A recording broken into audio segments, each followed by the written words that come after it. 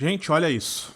Esse país precisa aprender a respeitar as instituições. Não cabe o presidente da República gostar ou não de uma decisão da Suprema Corte. A Suprema Corte decide, a gente cumpre, sabe? É assim que é. Ok, até aqui tem um problema, mas nós vamos adiante. Eu, aliás, se eu pudesse dar um conselho, é o seguinte, a sociedade não tem que saber como é que vota o ministro da Suprema Corte. Hã?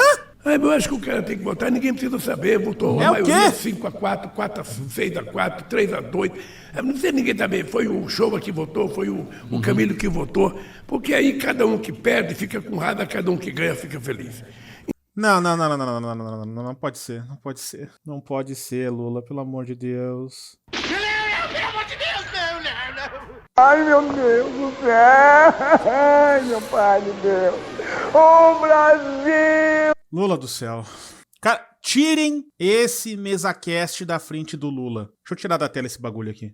Tirem esse MesaCast da frente do Lula, pelo amor de Deus. Olha a groselha que o homem acabou de falar. Começou já meio torto. E não vamos passar pano também. Começou torto, falando que a gente precisa entender e se submeter às instituições. Sem dar contexto, sem trazer nenhuma informação adicional a não ser isso, dizendo que a gente tem que respeitar instituições. Bom, respeitar a instituição eu entendo e concordo. Agora, eu respeitar a instituição não me torna submisso a ela. Já sofremos muitos desmandos em momentos em que as instituições não estavam funcionando normalmente, Lula. Ou tu esqueceu da Operação Lava Jato, ou tu esqueceu de toda a operação para te prender, esqueceu do golpe contra Dilma. Em todos esses momentos, diziam que as instituições funcionavam normalmente, e não funcionavam. Então, tu quer que a gente concorde com as instituições, que a gente se submeta a elas? Não vai acontecer. As instituições devem ser fiscalizadas, nem podem,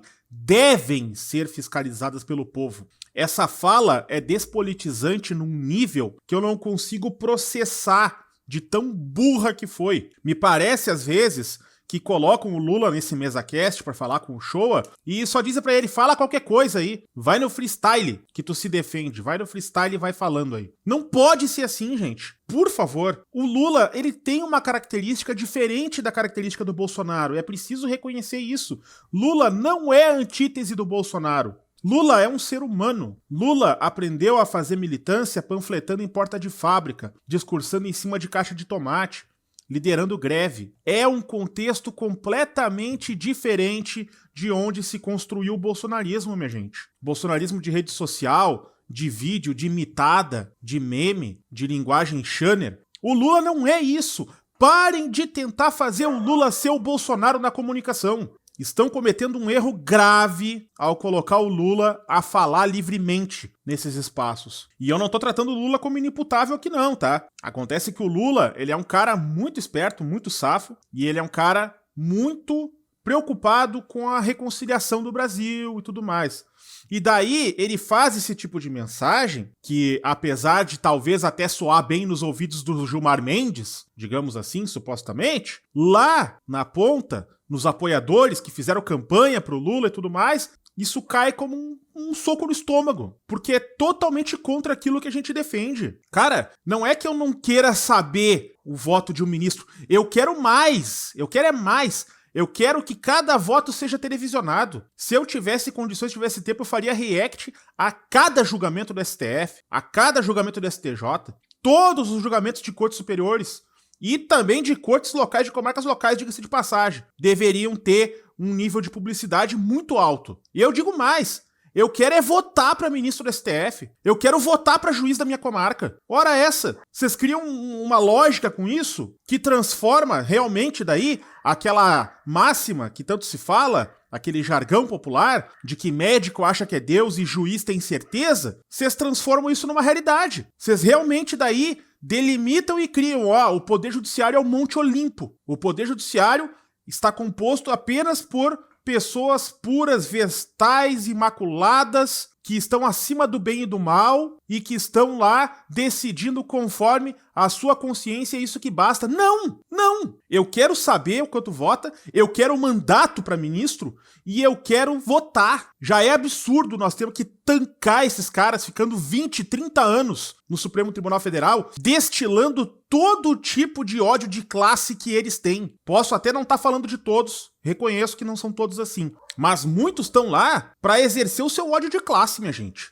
O André Mendonça estava votando semana passada no marco temporal das terras indígenas, reivindicando o direito de conquista, defendendo a escravidão no seu voto. E nós não temos o direito à publicidade disso? Nós não temos o direito a saber de nos indignarmos com isso? Pelo amor de Deus! Eu quero votar nesses caras. Eu quero saber o que eles estão fazendo. Eu quero acompanhar voto a voto o que eles estão fazendo. Nós temos decisões importantíssimas que não passam pelo legislativo, porque o legislativo é reacionário, porque o legislativo não quer aprovar certas pautas que são de clamor popular e que acaba o STF tendo que intervir e discutir a constitucionalidade ou não de algum termo, de alguma discussão ou de alguma decisão que precisa ser tomada. O STF tem um papel fundamental, papel de regular o entendimento da nossa Constituição. Eles são os guardiões da nossa Constituição. E justamente por ter um papel tão importante, é que eles precisam sim ter publicidade de tudo que fazem. Mas tudo. Eu quero prestação de conta de ministro. Eu quero saber por que eles fazem tanto evento em Portugal, nos Estados Unidos e no caramba. Dão passeio, dão palestra. Por quê? Por que eles têm que ganhar dinheiro para dar palestra no exterior? Por que eles têm que ter todo esse aparato e todo esse direito a privilégios? Eu sou contra. O povo tá ralando, tá indignado, tá trabalhando e tá tentando entender como é que seu país funciona. Finalmente, o povo tá tentando entender como é que o seu país funciona. Se tem uma coisa que aconteceu de minimamente positivo ou de menos negativo durante todos esses 6, 7 anos que nós passamos aí pós-golpe, é que as pessoas finalmente estão olhando pro noticiário de política e tentando formar alguma opinião. E estão discutindo essas coisas. Tu para no boteco, tem gente falando às vezes de economia, ou falando de política, falando de deputado. Ainda não lembram em quem votaram na eleição passada. E a gente precisa trabalhar muito isso. Precisa ter muito presente esse debate para que a gente tenha parlamentos melhores no futuro. Ok, mas as pessoas estão prestando atenção. A CPI da pandemia foi essencial para isso. Ela virou uma espécie de entretenimento para todos nós. Nós estávamos isolados em casa acompanhando a CPI. E daí a gente começa a ver a política por dentro, começa a enxergar a importância de votar melhor. A gente vê aqueles caras falando aqueles absurdos no Congresso Nacional e começa a ver assim, poxa, como é que esse cara foi parar lá? E daí a gente começa a formar juízo e pensar melhor antes de votar. Eu tô falando aqui não só enquanto um eleitor do Lula, eu falo aqui enquanto um petista afiliado, militante, sindicalista. Eu quero saber tudo que se passa dentro do STF. Tudo. Não é questão de apenas saber as decisões importantes. Não, eu quero saber tudo. Eu quero publicidade de tudo. Eu quero que esses caras votem sabendo que o povo tá vendo eles votar. E eu quero muito mais do que isso. Eu quero que ministro do STF tenha mandato. Eu quero votar em ministro do STF. Eu quero corrida eleitoral para ministro. Eu quero política real sendo aplicada no órgão que mais faz política no Brasil. O STF é um órgão, é uma instituição que faz política no dia a dia. Toda decisão tomada influencia na política nacional. Gera repercussão, os tribunais recebem, os fóruns recebem as decisões e aquelas decisões começam a vincular, independente da situação. Tu começa a tomar decisões de primeira instância baseada no entendimento do Tribunal Superior. Isso afeta a vida de todo mundo. Como é que vai dizer que a gente não tem que saber como o ministro vota? Eu quero saber e mais. E mais. Eu quero que esses caras parem de dar showzinho de 3, 4 horas para um voto. Muitas vezes esses ministros sequer sabem o que está inscrito naquele voto, que eles sabem o quê? Não, eu quero votar assim. Quem é que escreve aquelas laudas e mais laudas de texto para eles? As assessorias, gente. Pelo amor de Deus. Vocês acham que o André Mendonça escreveu realmente 200 páginas de voto pra votar no marco temporal? É claro que não. O cara mal e mal letrado tava lá gaguejando pra ler o voto dele. Mas ele tinha o quê em mente? Ele tinha em mente qual era a linha do voto dele e a equipe dele fez pra ele. Então, chega de palhaçada. Lula, pelo amor de Deus, sai desse MesaCast. Sai desse MesaCast. Teu trabalho, assim, ó, tu não serve pra isso. Alguém precisa dizer pro Lula, Lula, faz teu trabalho como sempre, sabe? segue fazendo o teu trabalho, esquece esse negócio aqui, isso aqui não deu certo, tá? A gente pode chamar os ministros, a gente faz um ministro por semana, bate um papo aqui, tal. Presidente, presidente, vai presidentear, vai ser presidente. Viaja pelo mundo, representa o Brasil, faz as negociações importantes, pressiona onde tem que ser pressionado, lidera esse governo, tá? Deixa o MesaCast com os outros aqui. Porque não dá, gente. Não dá. Num gesto pra praticamente tentar acobertar o que foi o voto do Zanin nas primeiras semanas, que votou contra a imputação de crime similar à injúria racial para transfobia, que votou contra o povo em diversos momentos, e só conseguiu uma certa espécie de redenção, e ainda assim bem precária, no marco temporal, porque ele votou com o Xandão. E o voto do Xandão foi mercantilista. Né?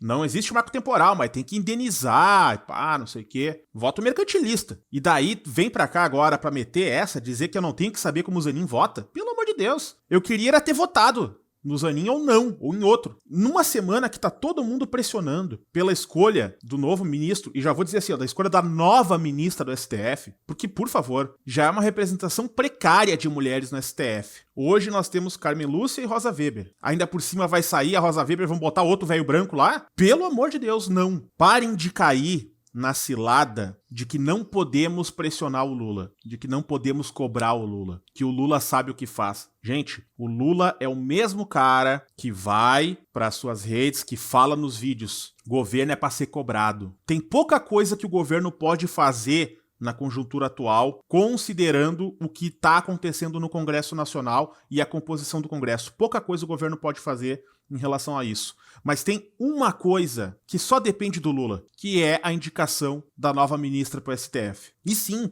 tem que ser uma mulher negra. Chega de homem branco, chega de mulher branca. Tá na hora. Não é só uma questão, como gostam de falar, identitária. Eu odeio esse termo, diga-se de passagem. Identitarismo, pra mim, significa tu pegar histórias de luta, histórias de pessoas que estão tentando sobreviver, estão tentando conquistar o seu direito de existir muitas vezes, e jogar tudo dentro de uma caixinha e arremessar para redação. Identitarismo. Existem lutas de cortes da sociedade, de minorias da sociedade, que querem o seu direito a existir. Dentre essas lutas, existe a luta pela representatividade das mulheres, da representatividade dos negros e negras. Nada melhor que, nessa hora, termos uma mulher negra indicada ao STF. É o melhor gesto que esse governo poderia fazer, inclusive para se redimir pelos movimentos que vai fazer agora na reforma ministerial. Que não se enganem, vai cair mulher nesses ministérios, tá? Vai cair mulher e não vai ser reposta com outra mulher. Então toda aquela promessa que o Lula fez no começo, depois de eleito e tudo mais, que o seu governo ia ter uma proporção de mulheres, já começa a cair por terra. Porque agora é pega pra capar. É centrão, pelo amor de Deus, vem aqui, eu preciso aprovar tal coisa, eu preciso aprovar tal outra. É legítimo, é da política, essa é a política real. Essa é a nossa realidade material. É legítimo negociar com os partidos e criar essas composições. Agora, a promessa já está sendo desmanchada. Não vai ser substituído mulher por mulher. Então, pelo menos, Lula, tu podia parar de falar groselha, em primeiro lugar, sair desse podcast e trabalhar para indicar uma mulher negra no STF, para compensar as perdas que nós vamos ter em representatividade nos ministérios no futuro recente agora. Eu acabei, enfim, abrindo aqui essa câmera e falando assim, simplesmente direto, porque, cara, eu não tô acreditando que eu ouvi isso agora de manhã. Então, desculpem o mau jeito aqui, o freestyle, enfim, a indignação, mas é que o negócio pedia um caráter de urgência. Comenta o que você acha aqui embaixo nos comentários. Deixa o seu like se você gostou do vídeo, se você achou que foi relevante. Se inscreva no canal se você não está inscrito ainda. Ative o sininho de notificações. E se puder ajudar o canal, melhor ainda. Aqui embaixo, na descrição do vídeo, tem as formas de ajudar o canal. Tem o Live Pix, tem o Seja Membro, tem também o Valeu Demais, que serve como se fosse um superchat de live. E tem também o link da Amazon, onde vocês podem fazer as suas compras do dia a dia e passar a comissão de venda para mim. É uma forma de ajudar o canal também por aqui, não custa nada mais para vocês, mas funciona muito bem e recompensa muito bem aqui o canal, tá bom? Muito obrigado pela atenção de vocês, nos vemos na próxima live, grande abraço.